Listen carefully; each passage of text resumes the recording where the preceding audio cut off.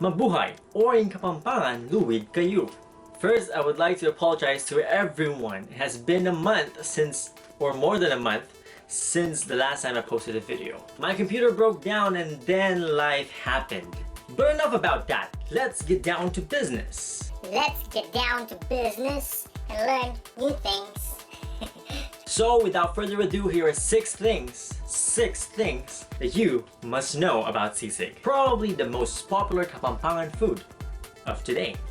Number 1. According to the Vocabulario de la Lengua Pampanga by the friar Diego Bergaño in 1732, one of the oldest known Kapampangan dictionaries existing, sisig is an indigenous salad, an indigenous Kapampangan salad, whereby meat, vegetables, fish, or half-ripe fruits are prepared with a spiced vinegar or citrus dressings.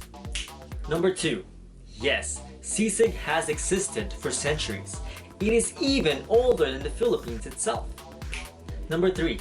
It comes in a wide variety of forms, from a type of green papaya salad of the ancient days to the sizzling sisig that we know today, that we love today. But at number 4, only women, in fact, only pregnant women were allowed to have sisig back then. Dengkahagli adami, or in Tagalog, only those who are naglilihi. There's no English translation, so. Men were not allowed to even have a taste of it. But at number 5, this all changed in the 20th century. By the 1970s, sisig had become a popular pulutan, aka the food you eat while enjoying alcoholic drinks with your buddies. And no, it was not the famous sisig queen Aling Lusing who first served it as such. Kapampangan historians and community elders all agree that it was actually Kadok Dino of Crossing who first served sisig as a pulutan. Aling Lusing Kunanan, who owned the store next door, would later reinvent Kadok Dino's recipe by adding her own twist. And lastly, at number 6, the most authentic and the best tasting sisig is made with the simplest of things. There is no need to add fancy ingredients such as eggs or mayo or whatnot.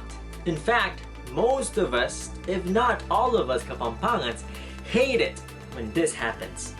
We prefer to keep it simple yet tasty. And to conclude all this, sisig is a Kapampangan dish. It was a sacred dish reserved only for expecting mothers, for our mothers. And indeed, it has come a long way from being a simple salad. You may add your own twists and turns and make your own version. I did it with this, a fusion of sisig and fresh spring rolls.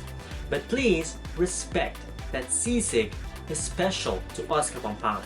And understand that the secret in achieving the best tasting sisig is done through the meticulous use of the most simple of ingredients.